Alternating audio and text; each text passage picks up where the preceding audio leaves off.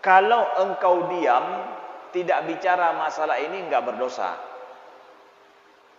Dan begitu juga lam tatadarrar, dan tidak ada mudarat bagimu kalau engkau diam. Kalau enggak menceritakan ini, enggak berdosa. Kemudian kalau misalkan diam juga tidak akan bermudarat bagimu. Ada kadang-kadang kita harus bicara, jangan sampai kita kena fitnah. Kadang kita harus berbicara supaya tidak berbahaya bagi kita. Pembicaraan ini perlu bagi saya, maka ini boleh, ini bagus. Tapi yang tidak berguna, tidak bermanfaat, kata Imam Al-Ghazali, sampai batasannya seperti itu. Topik-topik yang kalau kita diam saja itu tidak berdosa, ya. Yang kalau kita diam saja, kita itu tidak ada berbahaya bagi kita. Nah, berarti itu termasuk ma la ya'nik, kata Imam Al-Ghazali, ya. Wa idza balaghta fil ijtihad hatta la tamtazid bi hikayatika ziyadatan wa nuqsan wa la tazkiyatun nafsin min haitsu tafakhur bil musyahadah wal ahwal. Dengan catatan juga, engkau ketika berbicara tentang kisah perjalananmu di luar yang orang lain mungkin tidak melihat, tidak ada unsur di dalamnya itu kesombongan, ingin merasa lebih dan hebat daripada orang-orang yang duduk denganmu. Itu dengan catatan, ya, itu tidak ada tafakhur, tidak ada sifatnya di situ kesombongan, tidak ingin menampakkan pada orang bahwa kita mampu, orang lain tidak mampu, hebatnya saya, tidak ada unsur itu di dalamnya. Itu ma la ya'nik, itu masuk di dalam kategori hal yang tidak berguna, tidak bermanfaat, tidak berhubungan dengan orang-orang yang harus mendengarkan itu.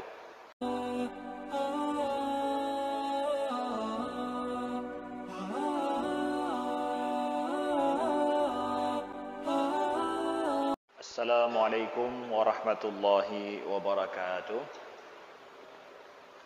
Alhamdulillahirabbil alamin, hamdan katsiran tayyiban mubarakan fih.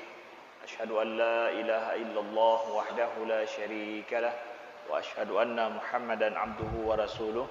Allahumma salli wa sallim wa barik ala sayyidina Muhammadin wa ala alihi wa sahbihi wa sallim.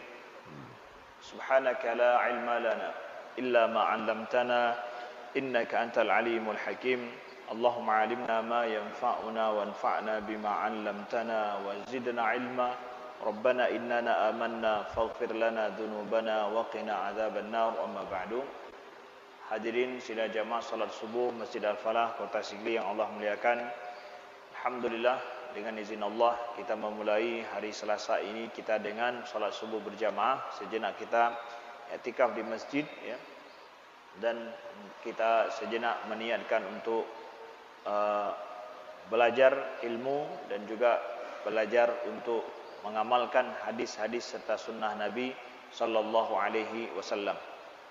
Pada pertemuan yang lalu kita membaca daripada kitab Riyadhus Shalihin ini, ya, penjelasan hadis tentang satu prinsip kehidupan yang sangat luar biasa diajarkan Nabi, tentang bahwa orang yang cerdas itu adalah orang yang memuhasabah dirinya dan mempersiapkan amalan setelah mati, ya. Sedangkan orang yang jahil itu orang yang tidak memiliki pengetahuan yang cukup, ya, atau alias orang bodoh adalah orang yang memperturutkan hawa nafsunya dalam hidup dan berangan-angan pada Allah Subhanahu wa taala. Orang yang menganggap bahwa Allah Maha Pengampun, Maha Penyayang, sedangkan dia tidak meminta ampun dan tidak meminta kasih sayang Allah, tetapi justru banyak melakukan kejahatan, maksiat dan dosa. Ini adalah orang yang berangan-angan pada Allah. Nah, dalam pertemuan kali ini Nabi ajarkan, kita akan melihat hadis di mana Nabi mengajarkan prinsip hidup yang sangat luar biasa juga bagi seorang mukmin.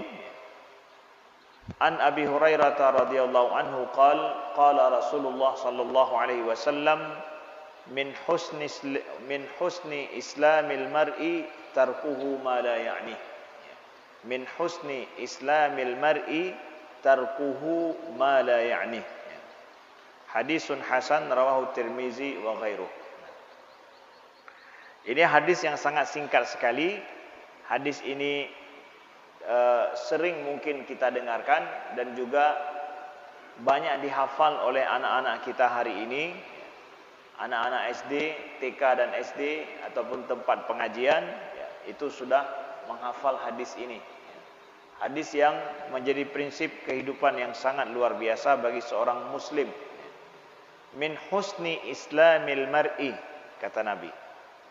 Di antara tanda-tanda baiknya Islam seseorang, tarkuhu ma la ya'ni, adalah dia meninggalkan ma la ya'ni, sesuatu yang tidak bermanfaat, tidak berguna, tidak berhubungan dengannya. Riwayat Imam Tirmizi dan yang lainnya. Nah, ini hadis prinsip hidup dalam kita bermuamalah, dalam kita mencari kesibukan, begitu juga dalam kita berbicara, berkomunikasi dengan orang lain. Kita lihat di antara tanda baiknya keislaman seseorang, menjadi poin sabda Nabi ini adalah tarkuhu ma la ya'ni, kemampuan seseorang untuk meninggalkan apa-apa yang tidak berguna, bermanfaat, tidak berhubungan dengan dirinya. Pada saat kita hari ini merasakan kita disibukkan dengan banyak hal yang kadang tidak bermanfaat, tidak berguna, karena banyaknya waktu yang kita miliki.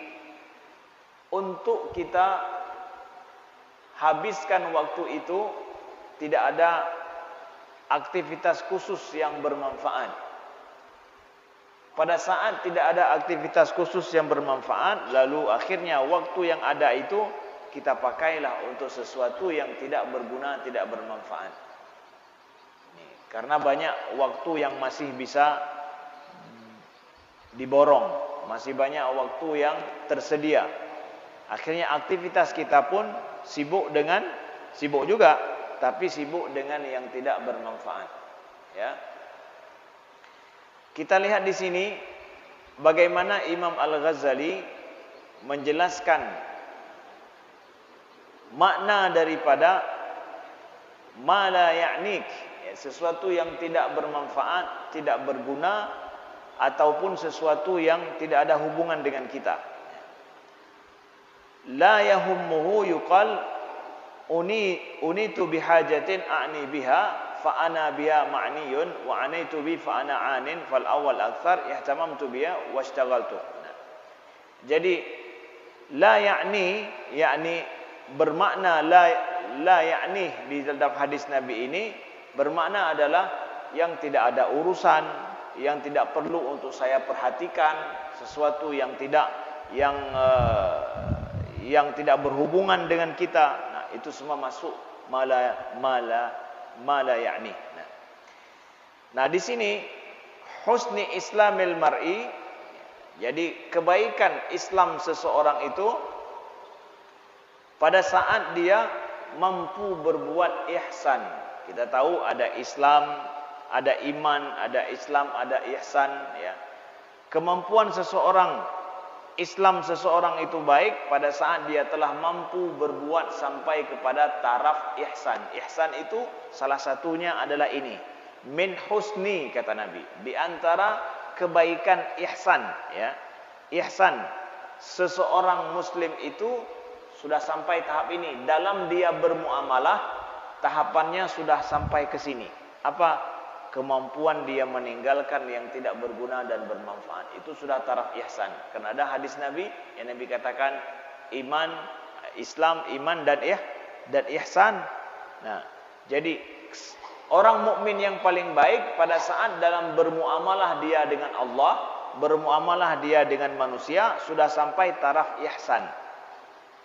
Nah, taraf ihsan ini salah satu muamalah yang sudah sampai taraf tinggi, taraf ihsan, Ini dia muamalah yang ada dalam hadis Nabi ini. Kemampuan meninggalkan yang tidak berguna, bermanfaat, berhubungan dengan kita. Kita lihat bagaimana Imam Al-Ghazali menjelaskan. Wa haddu ma la ya'nika minal kalam an tatakallam bi kulli ma law sakatta anhu lam ta'tham wa lam yatadarrar fi halin wa ma'al. Kata Imam Al-Ghazali, batasan daripada perbuatan yang tidak berguna, bermanfaat, berhubungan dengan kita itu apa? Kata beliau, engkau berbicara, batasan ini adalah engkau berbicara dengan seseorang atau dengan sebuah topik yang kalau kita diam saja itu kita tidak berdosa. Berbicara tidak berdosa, diam tidak berdosa. Pembicaraan kita ini berarti adalah sesuatu yang tidak berguna, tidak bermanfaat dianggap. Yang tidak ada hubungannya. Ma la ya'nik. Seseorang misalkan ngomong, bicara sesuatu, pembicaraannya ini ya sah-sah saja, tidak ada dosa di dalamnya. Dia bicara tidak berdosa, dia diam juga tidak berdosa. Topik pembicaraan seperti ini kata Imam Al-Ghazali, yang ini masuk dalam sesuatu yang ma la ya'nik, sesuatu yang tidak perlu untuk dibicarakan, sesuatu yang tidak berguna dianggap sama Imam Al-Ghazali. Beliau sampaikan contoh, antajlis ma'a qaumin fatahki ma'ahum asfaraka wa ma ra'aita fiha min jibalin wa anhar wa ma waqa'a laka min al-waqa'i wa ma istahsantahu min al-at'imah wa thiyab wa ma ta'ajjabta minhu masyayikh al-balad wa waqa'i'ahum fa hadhi umur law sakatta anha lam ta'tham wa lam tatadarrar. Seseorang duduk, engkau misalkan duduk kata Imam Al-Ghazali dengan sekelompok kawan-kawan, lalu engkau membicarakan atau menceritakan kisah perjalananmu. Imam Al-Ghazali bilang sendiri, contoh yang begini ini tidak berguna, ini tidak bermanfaat, bisa ditinggalkan. Engkau duduk bersama dengan kelompok ataupun dengan kawan-kawanmu, engkau menceritakan kisah perjalananmu. Dan apa yang engkau lihat, ada gunung, ada sungai, dan apa yang terjadi selama dalam perjalananmu. Dan apa-apa yang engkau merasa senang dengan makanan yang engkau makan, dan juga pakaian, dan apa saja yang engkau jumpai dari hal-hal yang menakjubkan daripada orang-orang yang engkau jumpai dalam perjalanan, orang-orang masyaikhil bilad, orang-orang besar di tempat yang engkau pergi itu, dan apa yang terjadi antara engkau dengan dia. Fahadhi umur law sakatta anhum lam ta'tham. Kata Imam Al-Ghazali, engkau membicarakan hal ini dengan kawan-kawanmu, kalau engkau diam, tidak bicara masalah ini, enggak berdosa. Dan begitu juga lam tatadarrar, dan tidak ada mudarat bagimu kalau engkau diam. Kalau enggak menceritakan ini, enggak berdosa. Kemudian kalau misalkan diam juga tidak akan bermudarat bagimu. Ada kadang-kadang kita harus bicara, jangan sampai kita kena fitnah. Kadang kita harus berbicara supaya tidak berbahaya bagi kita. Pembicaraan ini perlu bagi saya, maka ini boleh, ini bagus. Tapi yang tidak berguna, tidak bermanfaat, kata Imam Al-Ghazali, sampai batasannya seperti itu. Topik-topik yang kalau kita diam saja itu tidak berdosa, ya. Yang kalau kita diam saja, kita itu tidak ada berbahaya bagi kita. Nah, berarti itu termasuk ma la ya'nik, kata Imam Al-Ghazali, ya. Wa idza balaghta fil ijtihad hatta la tamtazid bi hikayatika ziyadatan wa nuqsan wa la tazkiyatun nafsin min haitsu tafakhur bil musyahadah wal ahwal. Dengan catatan juga, engkau ketika berbicara tentang kisah perjalananmu di luar yang orang lain mungkin tidak melihat, tidak ada unsur di dalamnya itu kesombongan, ingin merasa lebih dan hebat daripada orang-orang yang duduk denganmu. Itu dengan catatan ya, itu tidak ada tafakhur, tidak ada sifatnya di situ kesombongan, tidak ingin menampakkan pada orang bahwa kita mampu, orang lain tidak mampu, hebatnya saya, tidak ada unsur itu di dalamnya. Itu malayaknik, itu masuk dalam di dalam kategori hal yang tidak berguna, tidak bermanfaat, tidak berhubungan dengan orang-orang yang harus mendengarkan itu. Tapi kalau masuk unsur kesombongan, ingin menampakkan lebih sama orang, ya, nyan lun sanggup lagi nyan, nyurun ron tahan, nyan, karena lagi nyan unsur, nyan kakon le malayaknik, bukan lagi malayaknik, tapi sudah masuk dosa, ya, sudah masuk dosa, ya. Wala madhammatan li syai'in mimma khalaqahu Allah fa anta ma'a dzalika kullu mudayyi'un zamanak. Nah, jadi kalau enggak ada unsur-unsur tafakhur itu, ya, kalau ada unsur tafakhur ingin menampakkan lebih, ada kesombongan di dalamnya, maka itu sudah masuk daripada unsur dosa di situ. Nah, kalau tidak ada itu semua, ya hanya untuk cerita kemangat haba, pro haba berahlu raja, ya. Fa anta ma'adzalika mudayyi'un zamanak. Nah, engkau sama juga dengan membuang-buang waktumu, ya.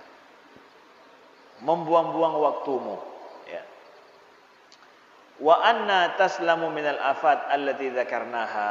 Nah, kalau dalam kondisi seperti itu, mungkinkah engkau akan selamat daripada hal negatif yang kami sebutkan, yaitu apa? Ada unsur menampakkan diri, ada unsur tafakhur, ada unsur ingin mengatakan bahwa saya punya lebih, ya, urun ron hanalom. Nah, ada unsur di situ di dalamnya. Semakin banyak kita menghabiskan waktu pada yang demikian, unsur-unsur seperti itu akan masuk di dalam pembicaraan kita. Nah, jadi itu mudayyi'un, kata Imam Al-Ghazali, engkau kalau tidak ada unsur-unsur ini sama juga dengan buang-buang waktu. Kalau ada unsur ini bukan buang waktu, tapi sudah mencari hutang, ya, karena akan berdosa. Ya. Wa min jumlati an tas'al ghairak amma la ya'nika fa anta bisu'ali mudayyi'un waqtak. Begitu juga contoh lain, kata Imam Al-Ghazali, masuk dalam ma la ya'nik, perkara yang tidak bermanfaat, berguna, berhubungan denganmu, yang harus dihindari untuk sampai ke taraf mukmin itu yang baik Islamnya. Contoh apa, kata Imam Al-Ghazali lagi yang lain?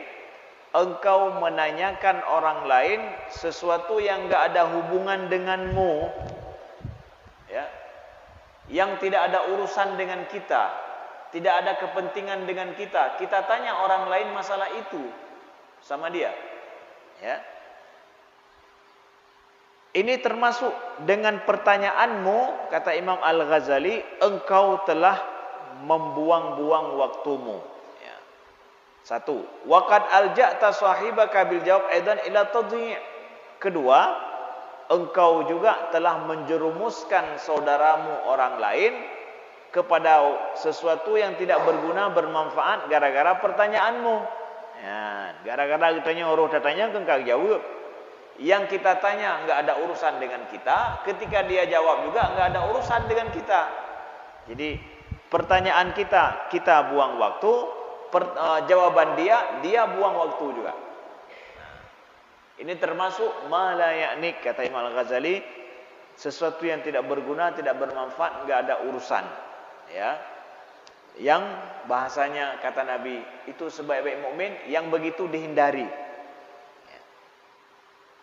Hadza idza kana syai' mimma la yatatarraq ila su'al anhu afat. Nah, ini pun kata Imam Al-Ghazali, kalau seandainya pertanyaan itu tidak ada hal negatif di dalamnya, afat. Ya. Wa aktsar asilah fi afat, tapi kebanyakan pertanyaan-pertanyaan yang hana urusannya, hana bud, ya, baca raja hana bud, itu ada hal negatif dalam pertanyaan itu. Ya. Fa idza lam yakun fiya darar wa hadku satun wa tawarrutun fi riya wa kadhib fahuwa mimma la ya'ni wa tarku min husni Islam fa hadha hadduhu.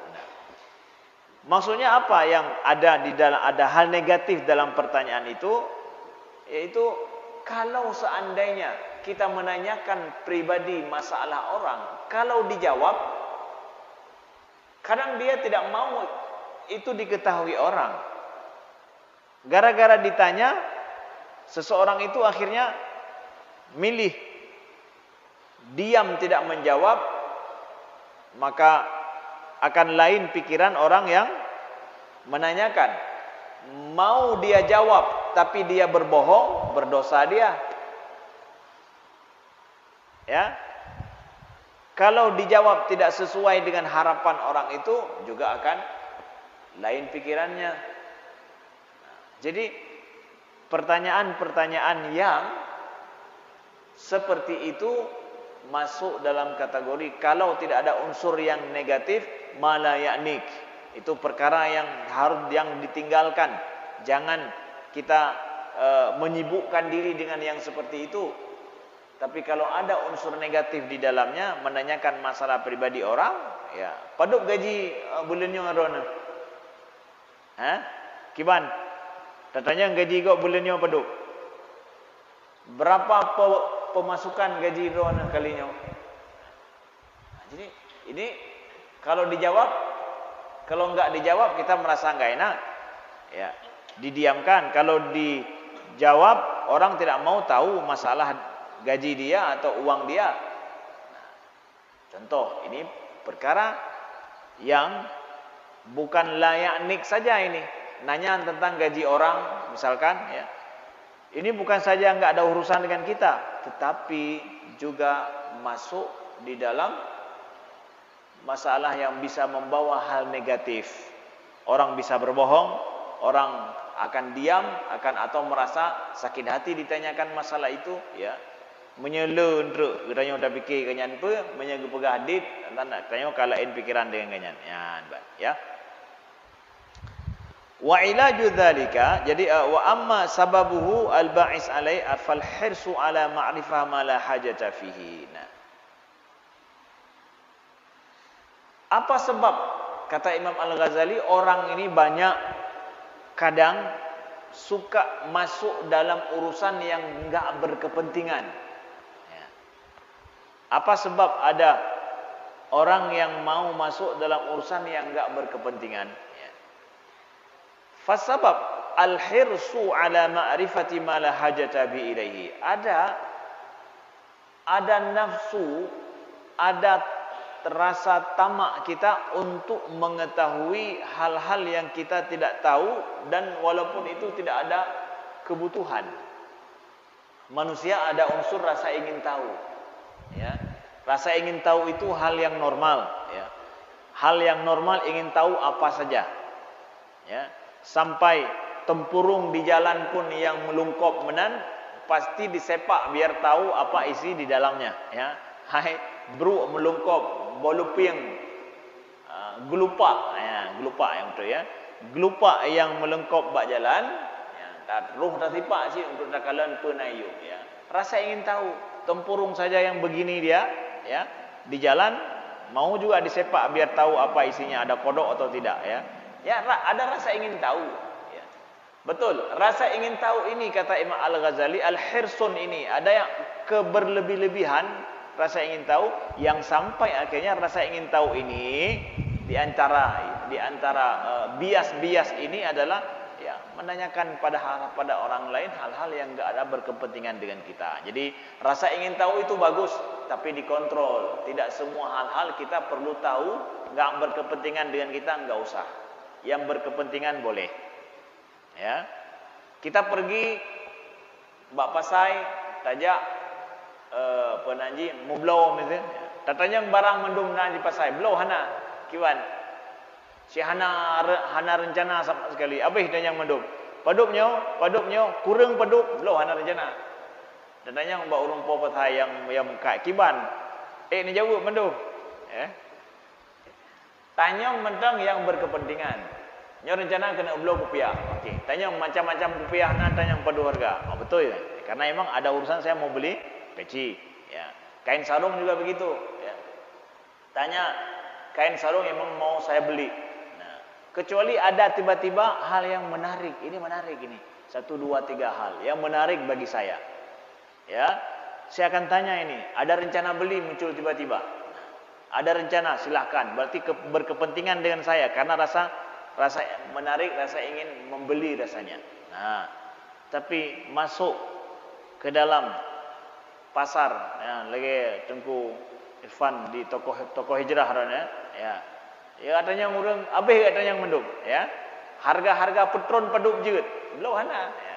Begitulah, itu masuk dalam hal malayanik, tapi lebih daripada itu sudah masuk pada mengganggu orang.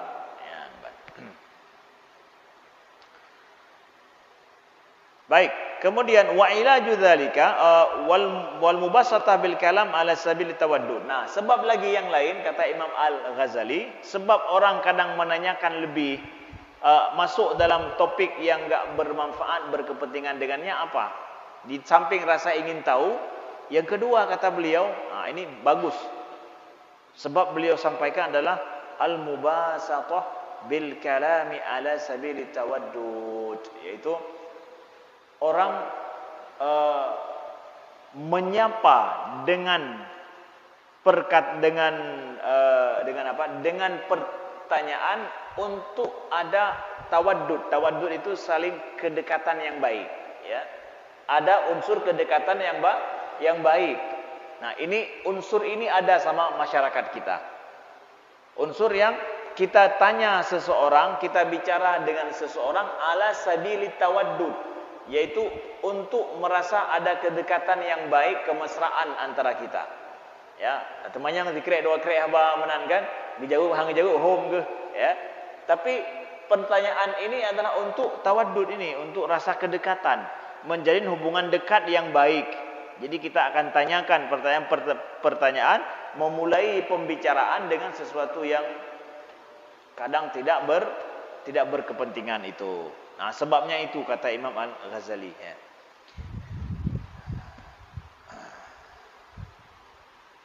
Au tazjiyatul waqti bihikayatin ahwal la faidata fiha, atau juga sebabnya adalah karena ada waktu kosong yang akhirnya masuklah hikayat yang tidak berguna, ya. Jika payah dua tetap preh urang payah dadu akhirnya tertamang dalam masalah yang tidak berguna. Itu 3 hal kata Imam Al-Ghazali yang bikin orang kadang banyak bicara yang enggak berkepentingan. Wa ilaju dzalika an ya'lam anna al-mauta baina yadayhi wa annahu mas'ulun an kulli kalimatin aw anfasahu ra'su malihi. Nah, bagaimana pengobatannya? Pengobatannya adalah dia mengetahui bahwa kematian itu dekat, kata Imam Al-Ghazali, dan dia akan diminta pertanggungjawaban oleh Allah setiap kalimat yang keluar dari mulutnya, dan nafasnya itu adalah modal kehidupannya. Nah, itu. Jadi Imam Al-Ghazali katakan to the point bahwa, ya, ingat mati.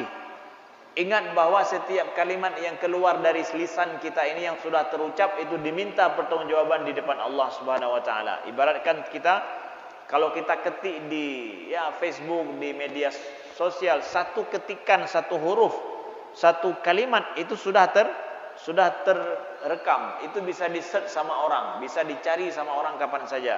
Kita akan diminta pertanggungjawaban. Lisan kita juga begitu, mau duduk di depan umum, duduk berdua, bertiga, semua yang sudah terucap dari lisan kita itu terdeteksi semuanya, tercatat semuanya yang keluar dari lisan kita ini.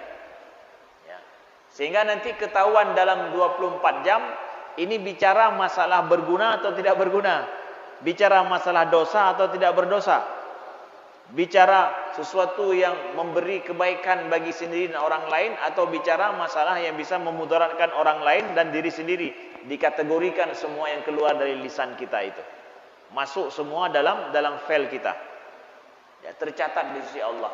Maka ingatlah yang itu, kata Imam Al-Ghazali, ya, waktu kita dan apa yang keluar dari lisan kita. Nah, betapa banyak orang-orang yang dari lisannya haba sikrek sikato dua lekrek je blow nanggro. Ya, kemudian udah liur Aceh. Haba sikrek sikato dua lekrek je blow nanggro. Dua krek itu bit haba tadi kanyan je tak blow nanggro. Dumna mahai haba kanyan. Tapi dua krek lekrek tak itu bit. Betapa banyak orang ya mengeluarkan banyak perkataan, tetapi Yahwi sampai dengan perkataannya itu adalah menjatuhkan dirinya sendiri ke dalam neraka, ataupun sesuatu yang merendahkan dan menghinakan dirinya. Nah, ya, ini kita ingat. Sampai ke sini Nabi kita mengajarkan kita. Memang ilmu haluhat. Ilmu haluhat, ya, dan ilmu yang sangat bermanfaat dan berguna dari segi adab dan etika kita dalam bergaul. Ya.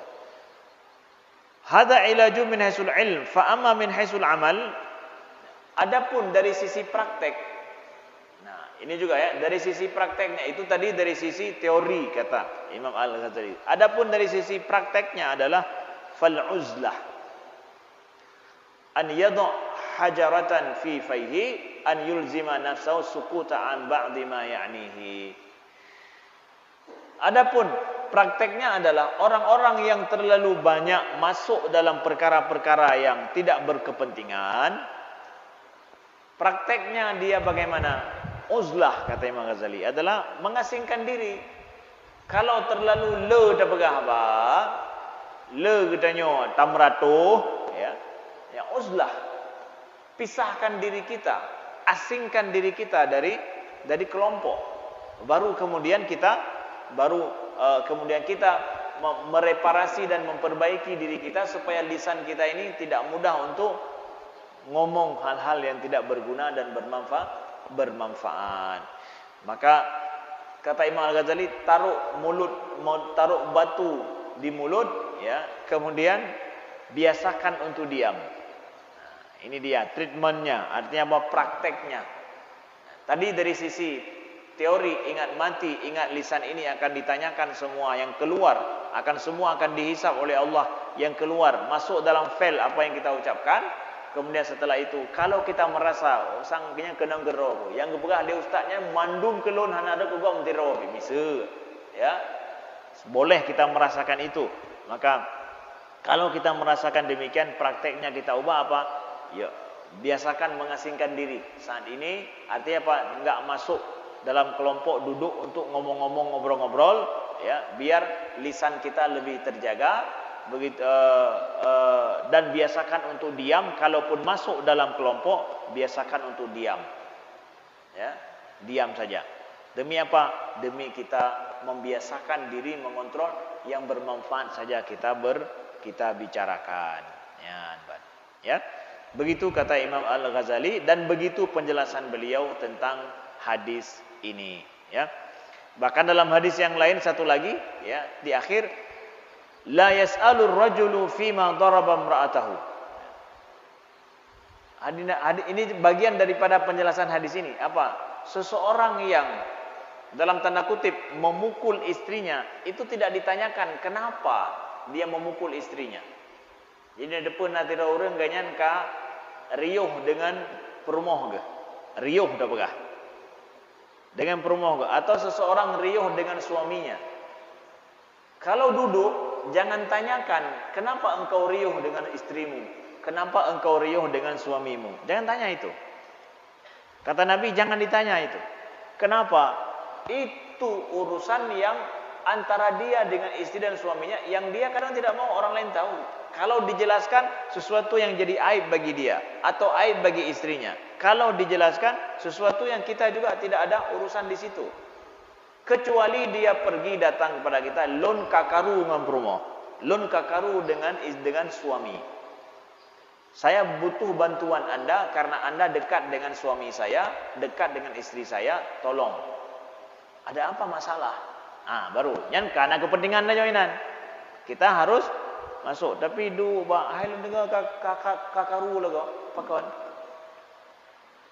Kupi-kupi mameh je kefit. Ya. Yang kan kupi fit. Kadang juga kupi tamah taka. Je kefit lah nyan. Gara-gara datanya melidanya.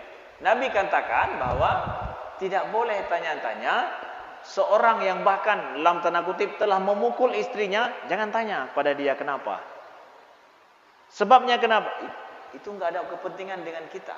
Dan kalau dia menjawab sejujurnya, jadi pernah matalah dengan ron, puji nepegai ron, hana gelakai bantuan ron. Ya. Atau nanti kalau dia jawab, kita ketahuan aib dia. Nena bungeh nak tahu ni hana umpa karo punya. Ya. Jadi aib dia itu. Begitu ya. Jadi sampai begitunya kita disuruh jaga oleh Nabi. Min husni islamil mani, sebab Islam seseorang adalah dia tinggalkan hal yang tidak berguna, berkepentingan dengannya. Itu tanda baiknya muamalah Islam seseorang muslim yang baik dengan etika perangai, perilaku yang terpuji sampai seperti itu ya. Mudah-mudahan bisa kita amalkan dalam kehidupan kita sehari-hari. Aku qouli hadza wa astaghfirullah li wa lakum. Kita mudah-mudahan terus mohon berdoa kepada saudara kita di Gaza yang mereka, saudara kita saat ini sungguh sangat menyedihkan sekali.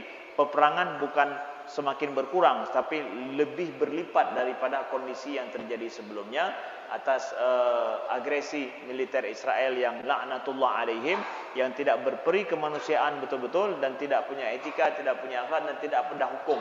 Ya, segala bentuk bom mereka pakai dan tidak ada target yang selamat dari mereka, semua jadi target, rumah penduduk, rumah sakit, semua. Tidak ada yang tidak jadi target. Semuanya menjadi target. 50% Gaza lebih itu sudah hancur, ya. Nauzubillahi min dzalik. 1 juta orang lebih itu sudah tidak ada lagi tempat tinggal, sudah mengungsi di tempat yang juga tidak tahu mengungsi ke mana. Sudah pokoknya tidak di rumah. Nah, jadi sungguh sangat mengerikan pada saat dulu dikatakan dari selatan, dari Gaza bagian utara pergi ke Gaza bagian selatan, karena bagi Israel menganggap di Gaza bagian utara inilah banyak pejuang Palestina, jadi mereka ingin suruh ungsikan orang kalau ke selatan itu akan aman. Hari ini selatan yang kemarin mereka suruh orang ramai-ramai pergi ke situ, itu yang dibombardir. Bayangkan, jadi mau balik ke mana? Mau balik ke utara. Ke utara sudah hancur. Sekarang dihancurkan di bagian selatan. Bayangkan bagaimana bengis, kejam, terlaknat dan terkutuknya Israel laknatullah alaihim. Ya. Mudah-mudahan dengan segera Allah bumi hanguskan mereka juga dengan kejahatan-kejahatan yang telah mereka lakukan pada saudara kita ini. Amin ya rabbal alamin. Aqulu qouli hadza wa astaghfirullah li wa lakum. Subhanakallahumma wa bihamdika asyhadu an la ilaha illa anta astaghfiruka wa atubu ilaika. Assalamualaikum warahmatullahi wabarakatuh.